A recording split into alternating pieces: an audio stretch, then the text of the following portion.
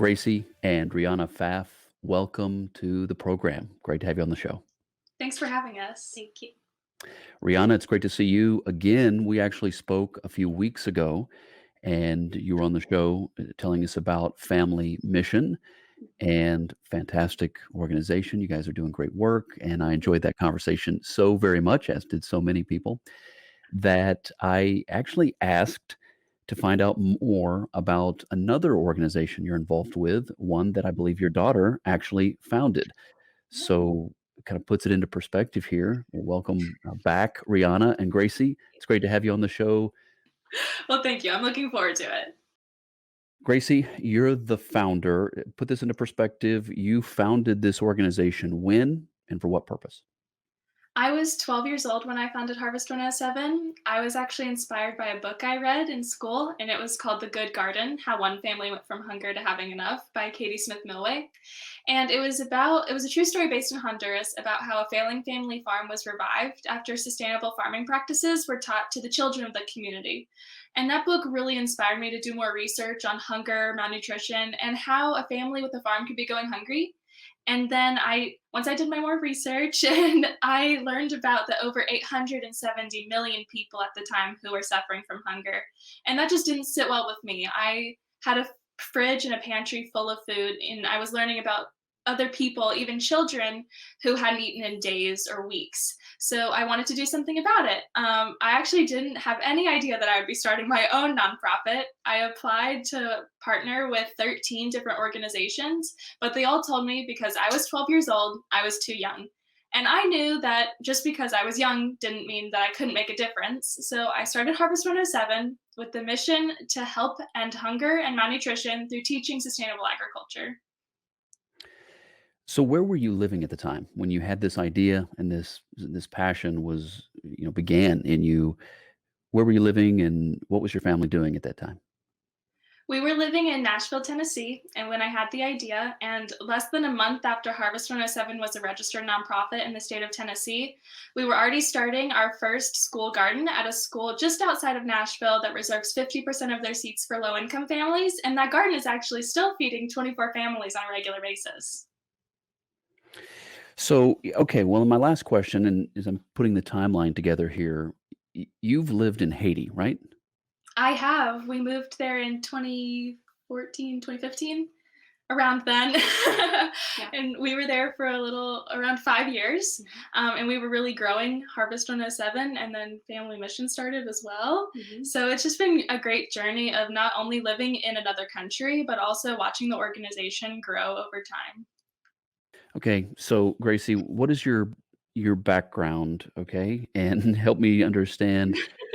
If you had this idea, or what kind of expertise are you pulling from to look at a problem like this, to feel responsible, or that something can be done about this? What was it about your background, your childhood, that got you to a point where at such a young age you would not only be determined to see the problem solved and addressed, but that you would have any idea where to start? Help me connect those dots. That's a great question. At 12 years old, I didn't have very much expertise in anything. I was just a normal kid and with a big heart, and I just was doing research, for a school project on global issues, and I learned about hunger, and that just didn't sit well with me. But there were so hundreds of millions of people who were suffering from hunger, and so I wanted to be part of making a difference. I wanted to help people in a way that I knew that they would have food to eat. And because I think that that's such an important thing, is we all have the right to healthy foods. You need to be able to feed yourself, your family, and it's the whole thing is just to help people. And at 12 years old, I just knew I wanted to be a part of that. And so I think it's been a really great journey for me, especially as growing up while having a nonprofit has been such a wild, crazy journey that most people wouldn't anticipate. A lot of people probably thought I was going to give up, but seeing how much it's flourished over the years it's been beautiful, honestly. I'm so proud of it. Well, you should be. Help us understand how the program works. And is this, the kinds of farmers you work with, what's the expertise and the guidance that you bring to them? So we have three main programs. One, we have our urban gardens, which is especially like school gardens, working with small businesses, things like that, to create either rooftop gardens or just a garden in an urban landscape. We use recyclable materials and recycled materials such as pallets and recycled plastics and things like that to grow out of so that it's sustainable, it's better for the planet, and you can still grow delicious veggies.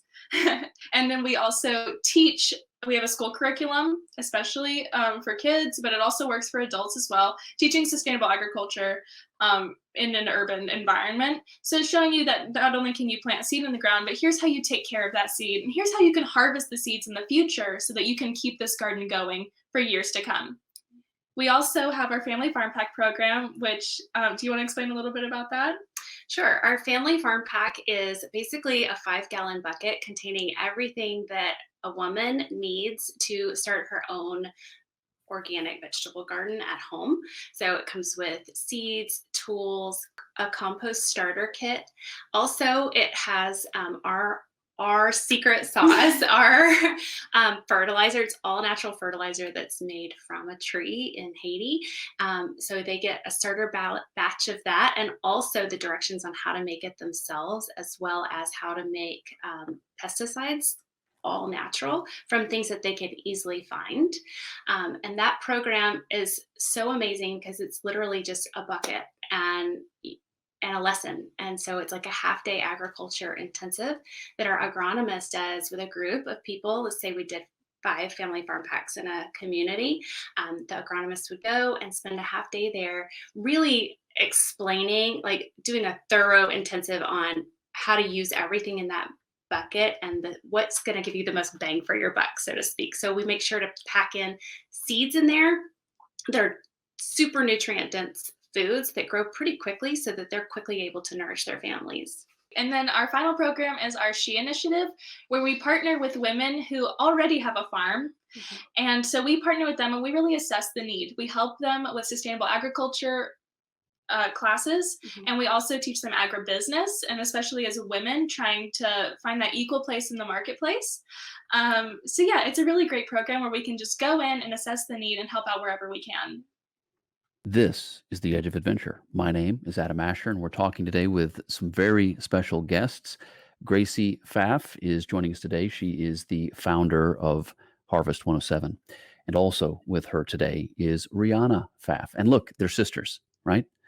Um, and Rihanna is the director of programs for the organization. And of course, as you guys may, if you're listening to this and you didn't hear the first part of the program, you're right. Rihanna has been on the show. She was on the show a few weeks ago, and she was telling us about Family Mission. And you can look that up at familymission.org. Just remember that family starts with a P, P-F, familymission.org to find out more. So, but I asked her to invite Gracie to join me today because Gracie she's got this other project, which is all her own. And as you're getting to know her today, you can see that she knows what she's doing and she knows where she's going with this project. So it's very, very impressive. And it's also in particular, when you think about how she started this at such a very young age. Gracie, what were the challenges? I think we've already mentioned one, people thinking you weren't serious about it, people thinking you're just too young. I mean, did you feel like there were any other particular challenges? Let's say, we've got some young listeners out there as well, as they look at this and they want to make their life count for something and they've got this idea. It can also be discouraging. Talk to us about that. It definitely can be. And I was just talking about this the other day, actually, is there are so many people along this journey who aren't going to believe in you, who are going to think that you should just give up and that you're too young to make a difference. But I think that regardless of your age, no matter who you are, where you come from, you can make a difference. If that's your dream, go for it. Being 12 years old and having a nonprofit, your friends kind of treat you a little bit like an outcast because you're no longer just some normal kid who likes to go play. You have an organization where you're actually trying to help end hunger, and it's like, whoa, what's going on? But I think being able to overcome those difficulties and following your passion and your dream, I think that's the best that you can do, is because you're living at your purpose, and that's all you could ask for at the end of the day. one thing we always told our kids, and she's not a kid anymore, but was to never be afraid to be different from the crowd because like we're each made unique and for our own purpose. And it's not just okay to be different, but it's good. It's a Yeah. good thing. Growing up, I always heard, you can do anything you put your mind to. Yeah. And I never wrote that off as a cliche. Like, I really took that to heart as a kid and I went with it. And ever since then, I've been trying to achieve every goal that I've ever wanted to because the possibilities really are endless. Okay, Gracie, since we're talking about this dynamic between mother and daughter and parents and all this, tell me about your parents. Oh, my parents are awesome. I love them. We're such a close family, and we were before Haiti too. But I think also living in Haiti brought us really close together. Growing up with a dad who was on tour a lot of the time, and my mom actually worked when I was little. She didn't stop working until my little sister was born. I think moving to Haiti was really great for our family and just making our relationships 10 times closer. We share everything with each other. We're brutally honest. We goof off a ton. And they're my greatest supporters. And I couldn't ask for anything more. Oh my God, I think I'm gonna cry. But it's just like they've always been there for me. And yeah, it's really meant a lot to me growing up just to have parents who believe in your dreams. And growing up I didn't always know what I was doing with Harvest 107. I was 12 when I started it, so I don't know that you could really expect a 12-year-old to just run an opera and know what she's doing. But my parents were always there, ready to help me. I didn't pay her to say that. I just thought we couldn't pass that up. I couldn't pass it up. I mean, I can tell as everybody can that you guys have a bond and a We're love very and a close. respect for each other. So wanted to give you the chance to say Thank those you. nice things because you Thank you. obviously think very nice things about your mom and your dad. So that's fantastic. I'm sorry, Harvest 107, harvest107.org is the website. And let me put it up on the screen here. If you are listening to the radio version or the audio version of this podcast, then you don't have the benefit of what's on the screen. But if you hear this and you think, hey, I'd like to get to know them a little bit more, you can check them out on YouTube and Facebook and Instagram. We have the video version of the podcast posted. And on the screen right now, it says harvest107.org. Harvest107.org for more information, or you look them up on social media at Harvest 107 as well. And yes, again, my guests today, Gracie Pfaff is the founder, and Rihanna Pfaff is the director of programs. All right, I'm going to go back one more. I'm going to ask one more family type question. Rihanna, what is it Okay. like working for your daughter? Sometimes, it, honestly, sometimes I have to remind myself that it's not a family conversation, it's a professional conversation. And I do have to walk a line. There have been moments that I've crossed it thinking that I'm in charge, and I'm not. I'm not the boss. So, but on for the most part, like I am 100% in on her vision. I've I am an obsessive healthy eater. So for me, it was like absolute joy and a privilege to come alongside of her and help however I could. And then, of course, I'm just madly in love with the mission and her. And so being a part of it was just completely natural for me. And yeah, I mean, her being my boss is a little bit It's a little weird. weird. It speaks very highly of you as a mom and as a parent to be able to navigate that and navigate it as well as you have. It is interesting, right? When you raise a gifted, talented child who then begins to do things on their own, and you might be involved in those things, but the dynamic does shift a little bit as they grow into that new role. So, She's just congratulations on never doing allowed to move out. Like ever. Congratulations on doing such a fantastic job. Okay, so let's shift or get back to Harvest 107 specifically, knowing that there is a side to Harvest 107 called the program is the Teen Delegate program. Mhm. And you were a teen, I guess you were almost a teenager when you started Harvest 107. Tell me about the Teen Delegate program. What's its role? What does it accomplish? And how are teens involved? Yeah, I wanted to start a teen delegates program a few years after starting Harvest 107 because I wanted to get other people around my age involved in service. I think that giving back is a really important part of life in Mhm. general, not just childhood, but I think there's so many people in their teenage years who want to make a difference but don't necessarily know where to start or know what to do. So getting people involved in Harvest 107, who was started by an almost teenager, I thought it would be a great idea to get people involved. So I created this program alongside with my mom, and we decided that I couldn't do it alone. I'm not gonna Your lie. employee. I'm your employee. Yeah, my employee. I decided like let's create a program where we can get young people involved in what we're doing, and so we started the Teen Delegate program and set up a way where people can, tell people about what we're doing, start fundraisers. So, do we have perhaps someone who has served as a teen delegate who might be able to join the conversation right about now? What do you think? We do. We have our actually first delegate, Evelia. She's a good friend of mine, but she's also a Teen Delegate I think you became friends through the Teen through the Delegate delegate program, program. actually. Evelia, welcome to the program. Thank you for waiting so patiently for Oh, your opportunity to talk about Harvest 107. Thanks for joining the show. thanks for having me. So let's hear now from your perspective. What is the Teen Delegate Program? How did you participate with Harvest 107 through that program, and what was it like? Yeah, well, it was such an honor to be a part of this program. I was so excited. I think as Gracie was saying, there's a lot of teenagers out there that really want to make a difference, but don't know how. I think a lot of us get caught up in sort of collectivism. We are really good at awareness. We post stuff on our stories a lot. We like to spread the word, but then we often don't really know what to do about problems in the world.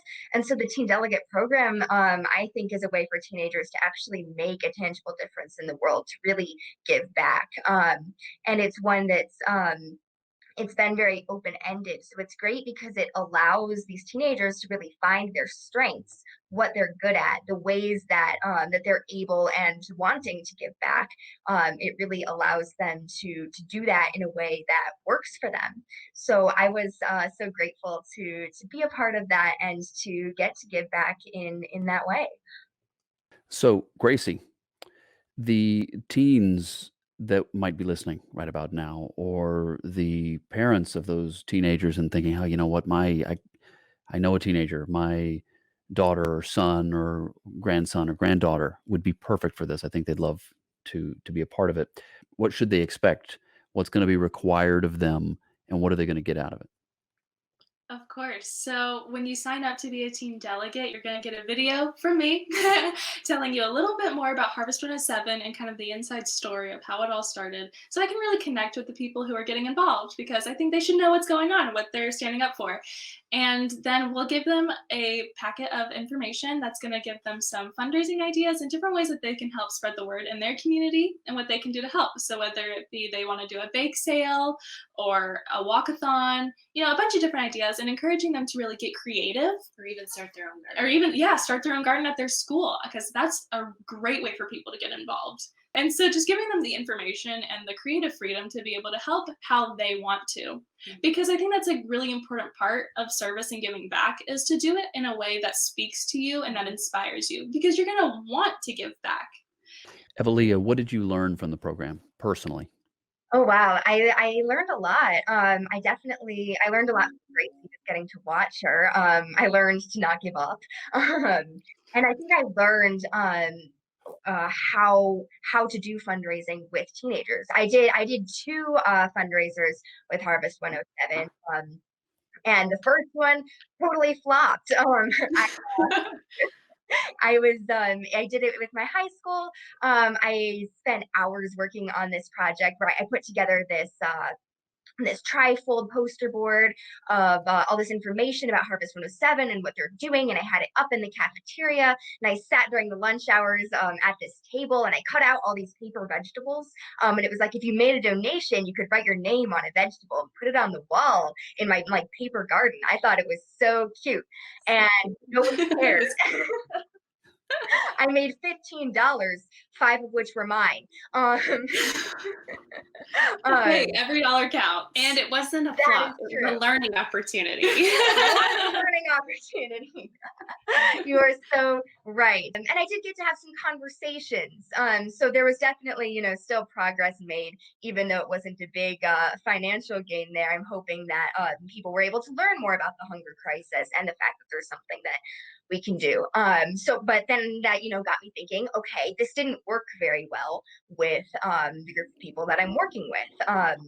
What can I do that will really appeal to my peers? So I started thinking about that, and then also what I enjoyed doing and what I was good at. And so at the time, I was in some art classes, and I was really enjoying making portraits, especially like really brightly colored ones. I would do it all funky. I do it like all in blues or like all in reds and pinks. So I was thinking about that desire and my skill, and I thought, hey, here's an idea. And so I did a fundraiser where I would draw people's portraits. I would just have them send me a picture, and I would draw it up for them. And then my asking price was pretty low. I think it was like $7, but most people gave more than that. They would give like 20 for a portrait, especially because once I gave it to them, they were like, whoa, they would get really excited. And so they'd want to give back. And so that time I was able to raise over $100, and I have to send that over. So that one was more successful. So I learned about how to really appeal to what people wanted, and I got to use my own gifts. So there was a really great experience. So what does that feel like to be able to use your gifts, your talents, and then know, yeah, it's gonna make a difference? What It put that felt into words. amazing. Yeah, I spent a lot of time, I think like many of us these days, reading about all these problems, all these terrible things going on in the world and feeling like, oh gosh, what can I possibly do? So to know that I actually was able to give in a way that was really sustainable too, because it's not just a temporary fix. That's what I love about Harvest 107 is it's not a handout, it's a tool to really building a continuous better community. It's investing in the people. It's not just handing out charity. It's really making a concrete change. And so to know that I was able to contribute to something long term like that was such a blessing. I was so honored to be able to give back that way and not just kind of sit in this doom spiral that we sometimes get caught up in. Gracie, should we look at some pictures? You We guys sent should. you guys sent me some pictures here, and I think it'll help, bring this even more to life so people can kind of get a picture of what you're talking about here. So, Yeah, let definitely. me, pull up an image here on the screen, okay? And what are we looking at here? At the center is our agronomist, Josue. He actually has one of the highest levels of an agronomy degree that you can achieve in Haiti. He actually holds a special driver's license for it. So he kind of keeps everything going down there. And he teaches this. These kids are amazing. This is a school just outside of Port-au-Prince, and they have a rooftop garden. So he is teaching their sustainable agriculture course here. One thing I love about Jose's classes is that he gets the kids really hands-on involved Yeah. so that every kid feels empowered and knowing that they're not going to mess something up, that they can get their hands a little bit dirty in the garden and have a great time while learning. One of the things too I want to add, when we do a school garden, Josue actually is really great about starting all of the plants first so that from the first time they plant to the last class in the course, sorry, on the last class they can actually harvest. So he times it so perfectly so that they can harvest and have like a little farm to table snack that day. This is one of our family farm pack groups, and this is their certification of completing the half-day intensive course, and that you can see their buckets behind them there. This is clearly during COVID. Yeah, during COVID, for sure. And this group of women is so spectacular. Like some of them don't have very much land at all, if any. And so watching them being able to start little gardens at home so that they can feed themselves, their families, and then if they grow their garden enough in the future, then they could possibly sell it. Do you want to talk about Edner? I do. This is one of the parents. We partner with a malnutrition clinic and work with the parents, and they all get not well, I think a family farm pack now is how we're Mhm. doing it. At the time, we were just doing seed packs and the course, but now we're doing the full family farm pack plus the course. So we work with the parents of the children in the malnutrition program so that their kids never end up back there again. And this is one of the parents, and he was like one of our most dedicated students. And he went home and implemented everything every week, the classes. And you can see on June 2017, he was maybe eating vegetables once a week. By November, he had incorporated vegetables into his diet at least 3 days a week. And you can just see the difference in his face, really. I mean, it's just dramatic. It's not just the lighting, really. It's fuller, and his eyes aren't yellow anymore. It's This is really the Edge of Adventure, and we are talking today with Gracie and Rihanna Pfaff. Now, Gracie is the founder of Harvest 107, and that's the organization we're talking about today, Harvest 107. And you can look them up at harvest107.org. And again, if you're listening to the audio version of the podcast or you're listening on the radio, you don't have the benefit of being able to see the visuals here that we're seeing on the screen, but that we're looking at some pictures from their work in Haiti primarily, right? Yes. So as we look through the rest of these pictures here, help me and the audience understand the countries or the locations that you guys are now able to focus on. I know Haiti is one of those locations. I know several locations in the US are places where you also work, but put that into perspective. How many areas are you able to help so far?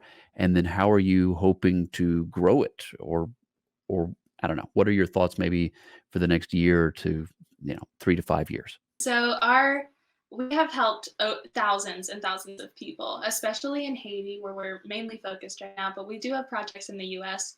But it's been a real pleasure to be able to, explore the different parts of Haiti and helping out where we can in several different communities. And in the future, I hope to, of course, continue expanding our home base in Haiti and in the US. But I'd love to see us in 5 countries in 5 years. Yeah. And I'd love to see us add to our Teen Delegate program at least 100 teenagers, just because I know that there's so many out there who want to make a difference. I'd love to just get a bunch of people involved as much as possible. My whole goal for Harvest 107 is to help as many people as possible to grow worldwide and truly make a difference and make a dent in that hunger statistic, because that's our whole goal, is to work ourselves out of a job, right? That's right. Looking today at some of these pictures here now from Harvest 107 as we get to know Gracie and Rihanna and also Evalia, all of whom are joining us from Harvest 107.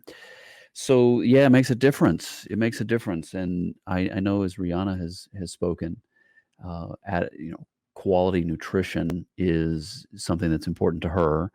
And I can see where so all this now kind of begins to tie together for the two of you and the work that you guys are doing as a family and all of this.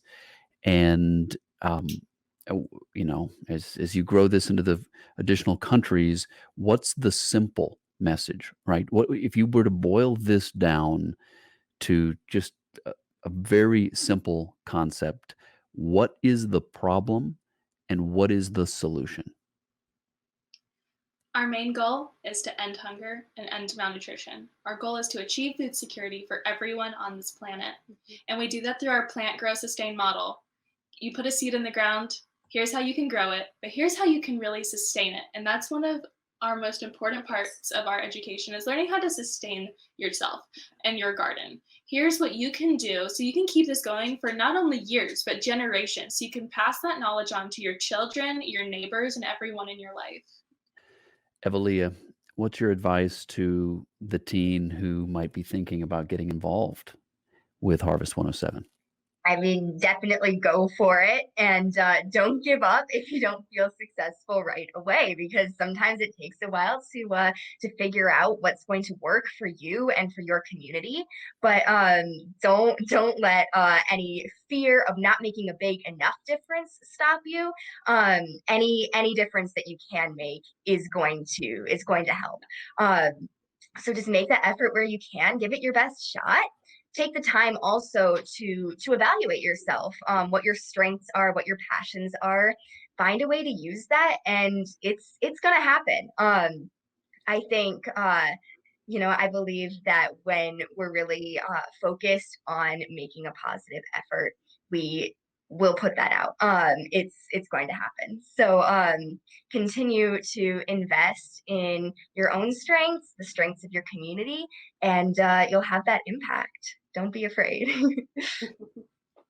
Gracie, what else does the audience need to know about Harvest 107 and how can they help? There are several ways that you can help and you can get involved with Harvest 107.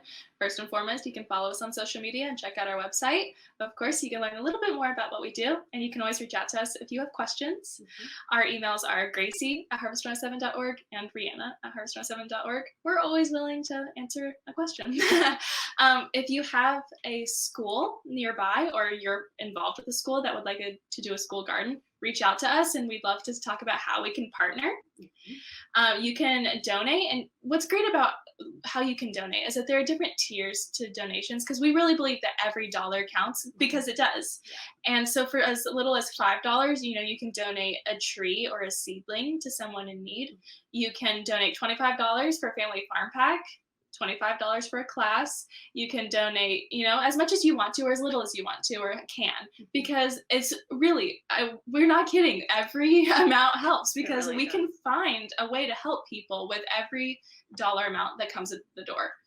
Rihanna, other than the fact that you're just absolutely super proud of your daughter, what does the audience need to know about this program and the programs that Harvest 107 provides? I think one of the things that I want everyone to know is the thing that we believe sets us apart is our sustainability. It's not just giving a family farm pack. It's giving a family farm pack so that there's no more need to give handouts. I just think that is so powerful to know that $25 can do so much. I think some people don't realize that. And like a $5 tree seedling doesn't sound like much, but that tree seedling produces shade. It produces fruit for years and years, generations. It produces for a family, and it's a really, really big deal. So Yeah. I really did want to reiterate that it's just a small amount really does go a long way. The fact that $25 can literally change a life is mind blowing because I think a lot of the time people are like, oh, well, that's such a little amount. And here's all I have to give. That's okay because we can work with that. We can help people with that. Yeah. And our education goes so far with people that no matter the amount that you can give financially or regardless of if you're just sharing it with people who might donate, it really means the world to us because we're going to continue to make a difference no matter what. Right. And we're going to continue to teach people and help people sustain themselves and have food in their bellies. Yeah. So we just encourage you to do what you can and get involved with things that you're passionate about. Absolutely. And the other thing I wanted to note was the school program. Not only is the school curriculum that we have in Haitian Creole for Haiti students, we have it in English for American students. So if a school wants to implement a school garden, there are so many ways to easily make that happen. We have a book for you. We can guide you through it. Then you can even see what grants are available to you to fund it. There's a lot. And if you wanted to raise money for us, if you have a school garden already and want to help a Haiti school have a garden or a school in another country once we're in another country, we would love to partner you with a school in Haiti and you guys compare your gardens and have almost like a pen pal type garden program for students, because we think that's super powerful, is to see how different people around the world do the same thing, because it opens kids' eyes to new experiences. And I think that's really important. Exactly. What a great conversation today here on the Edge of Adventure. I've had 3 great guests join us today from Harvest 107. Gracie Pfaff is the founder, and Rihanna is the director of programs, and they're both joining us today. We've learned so much from them. And Evelia also chimed in with her story, her experience, her encouragement. And Evelia, it means a lot that you participated and helped out the way that you did, and that you learned so much, and all of these things, right? We get to then go through the rest of our lives and hopefully have a positive influence on other people and encourage them to do the kinds of things that are going to make a difference in the lives of other people, but also bring our own lives so much more fulfillment and meaning in the process, because we didn't just look the other way. And I think that's the thing that I take from this conversation more than anything, is just the fact that even at age 12, Gracie refused to just look the other way. She said something has to be done. And it's inspiring. It's a great story. And I know you're really just getting started. There's so many great things in the future that are going to come from all this. And you've already done so much, but there's so much more yet to come. Just want to congratulate you. And again, thank you for what you do. May the Lord bless you big time. And also thank you for coming on the show today to share your heart, your vision, and your story with the audience. Thank you for having me. I really appreciate it. Thank you. Thank you all. Evelia, thank you as well. Rihanna, thank you.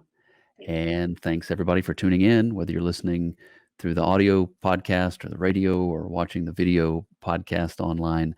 We just appreciate you being a part of this family, the Edge of Adventure, and all these great people doing these great things. So God bless everybody. We'll see you next time. And thank you again, ladies, for joining me today. Thank you.